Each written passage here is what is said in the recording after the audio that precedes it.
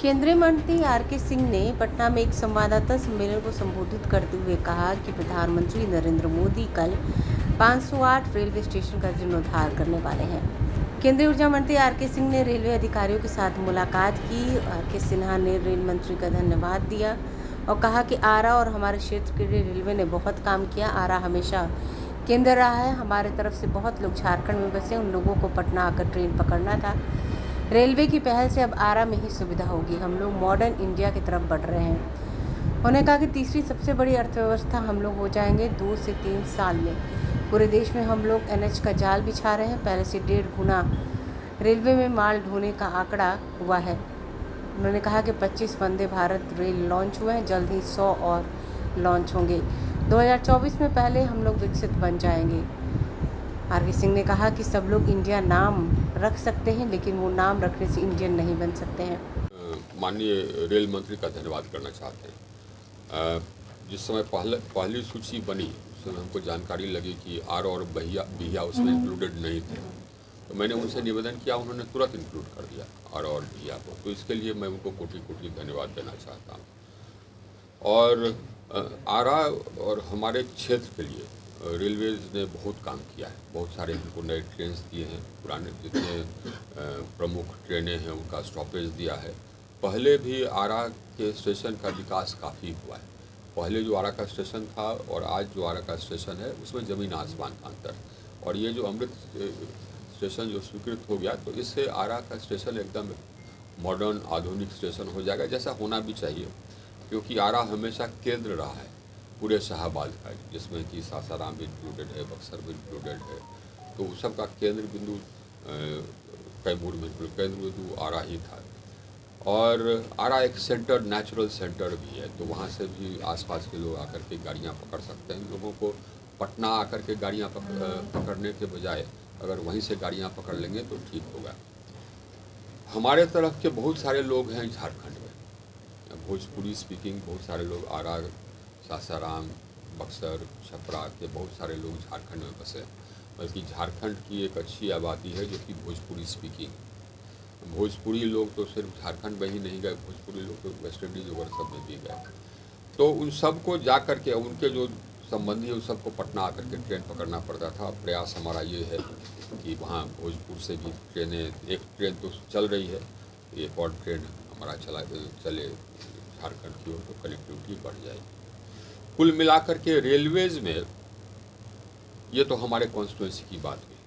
कुल मिलाकर के इंफ्रास्ट्रक्चर क्षेत्र में मोदी जी की सरकार में एकदम बहुत वृद्धि हुई।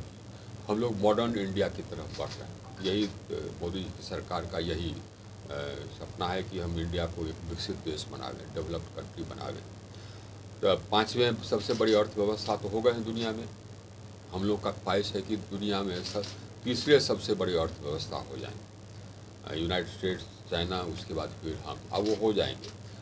इसमें हमको 3-4 साल से ज़्यादा नहीं लगने वाला है, बल्कि जिस गति से हम चल रहे हैं उस गति के अनुसार से हमको 27 या 28 में हम दुनिया के तीसरे सबसे बड़े अर्थव्यवस्था हो जाएंगे।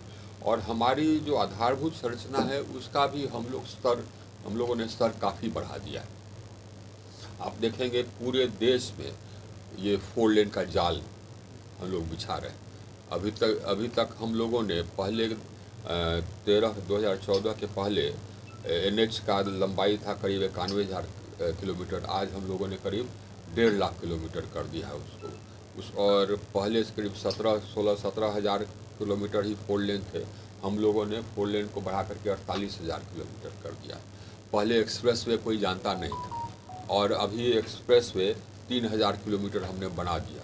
9,000 किलोमीटर एक्सप्रेस वे बन रहा है। ये हम लोग मॉडर्न इंडिया तैयार कर रहे हैं। रेलवेज में जितना माल पहले ढोता था उसका करीब 1.5 गुना हो गया है माल ढोने की कैपेसिटी। रेलवेज जिस गति से ट्रैक बनाता था उस गति में करीब 1.5 गुना वृद्धि हो गई।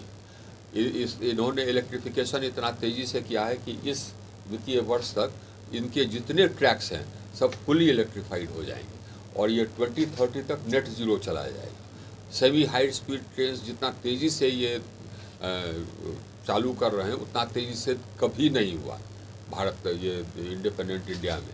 25 semi high speed train, Vande Bharat train already इन्होंने लॉन्च, 25 सेट ऑलरेडी इन्होंने लॉन्च कर दिया है। करीब 100 सेट और अगले 5-6 महीने में लॉन्च करेंगे। इतना तेज़ी से हाई स्पीड ट्रैवल का ये कहीं पर नहीं हुआ है। ट्रैक कंस्ट्रक्शन हो, उस हमने बताया कि उसकी गति दुगुना हो गई है। कुल मिलाकर के रेलवेज में भी काफ़ी एकदम बिल्कुल सुधार आया है। तो हम लोग की जो सरकार है, नरेंद्र मोदी जी की जो सरकार है, वो सरकार ये भारत को एक विकसित देश बनाने में काफ़ी प्रगति कर चुका है। और हमको नहीं लगता है कि हम लोग का तो लक्ष्य है कि 2047 तक, लेकिन हमको लगता है कि उसको बहुत पहले हम लोग विकसित देश हो जाएंगे। साहब ये देखिए साहब, इनका तो कोई ये वजूद है नहीं। ये नाम सिर्फ इंडिया रख देने से कोई ये हो नहीं जाता है। तो सब लोग इंडिया का नाम रखते हैं, तो मुजाहिदीन भी इंडियन मुजाहिदीन अपने आप को कहता है। ये इंडिया का नाम रख लेने से नहीं होता है। ये जो गठबंधन है, ये यूपीए के नाम से भाग रही है। अभी तुरंत एक कांग्रेस के एमपी का कन्विक्शन हुआ दर्दा का पोल स्कैम में। पोल स्कैम में और भी बहुत सारे केसेस हैं। पोल स्कैम कहीं गया नहीं है। 2G स्कैम वो भी कहीं गया नहीं। उसमें ये लोअर कोर्ट ने तो जो उनके मुख्य आरोपी थे उसको बरी किया, लेकिन उसके खिलाफ अपील पेंडिंग है। ये सारे स्कैम्स कहीं गए नहीं और कांग्रेस की जो संख्या है वो धीरे धीरे घटती ही जा रही है।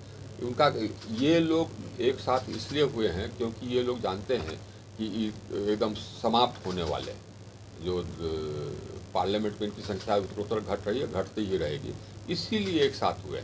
लेकिन एक साथ ये लोग चल नहीं पाएंगे, इसलिए कि अब ये कांग्रेस पार्टी आम आदमी पार्टी को साथ लेकर चलना चाहती है। लेकिन हमारा सवाल कांग्रेस पार्टी से ये है कि क्या आम आदमी पार्टी दिल्ली में आपको एक भी सीट देगा? कभी नहीं देगा। आप ये कांग्रेस पार्टी तृणमूल के साथ जाना चाहती है, नहीं जाती, ये तो दुविधा में है। कांग्रेस अपने आप को छोटा कर रही है ना, जितना पहले ही बहुत छोटा हो गई, अभी और छोटा कर रही है। तो तृणमूल क्या बंगाल में एक भी सीट देगा इनको, कांग्रेस को, अपने सीट में से? कभी नहीं देगा।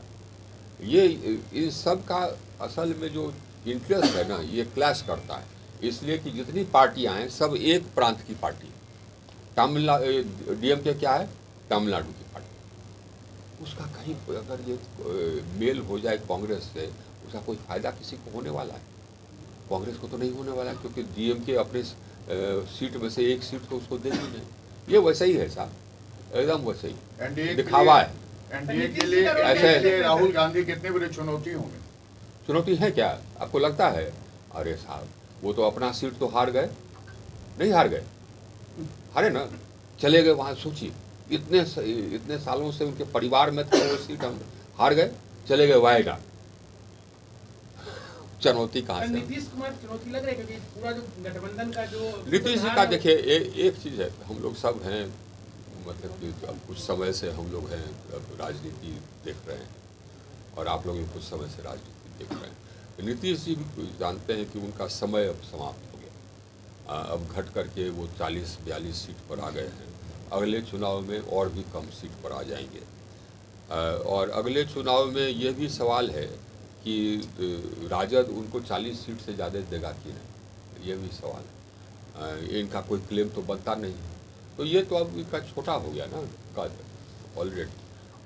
और अगली बार तो ये खुद ही घोषित कर चुके हैं कि हाँ साहब, तो हम तो रहेंगे नहीं, ये तो तेजस्वी जी ही रहेंगे। अगर तेजस्वी जी जेल के बाहर रहे तब ना, सुनते हैं कि चार्जशीटेड हो गए, और ऐसा सबूत अगर है कि उसमें मतलब कि छूटना भी कठिन है, ये तो डॉक्यूमेंट्री एविडेंस है, तो इनका कोई चांस नहीं है। यही है, इनको कोई भविष्य इनका नहीं। मूल बात यह है, देखिए हम बिहार से हैं, ये सब छोड़ दीजिए आप, ये सब पॉलिटिक्स की बात है, और हमको बिहार के लिए दर्द लगता है। ये साहब ऐसे नेताओं से, हम लोग का प्रदेश, अन्य प्रदेश में भी ऐसे नेताओं से घिरे हुए हैं जो कि भ्रष्टाचार करते हैं और जात के नाम पर वोट मांगते हैं और जात के नाम पर पार्टी बनाए हुए हैं। हम लोग का दुर्भाग्य यही, बिहार का हम लोग भी बिहार के हैं, हम लोग सब बिहार के हैं। हम लोग का दुर्भाग्य यही कि हम लोग का जो भी हुआ, जो भी सरकारें आई, उसमें भ्रष्टाचार रुका नहीं। ये दुर्भाग्य है हम लोगों का।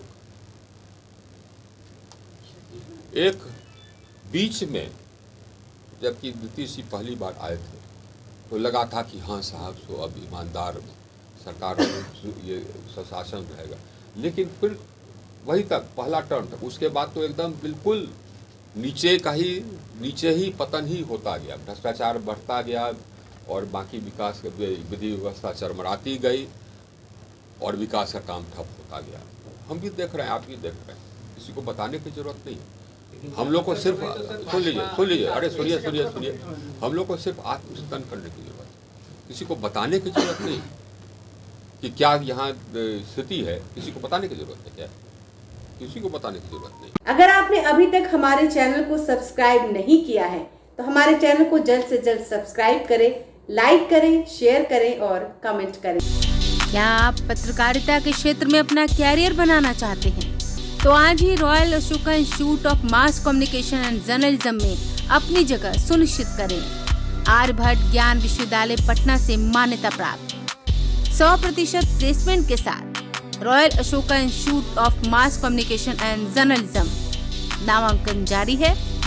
हमारा पता है DS/16 गायत्री मंदिर के समीप, कंकड़ बाग, पटना 8,20,000। आप हमें संपर्क भी कर सकते हैं। हमारा मोबाइल नंबर है 9955456126।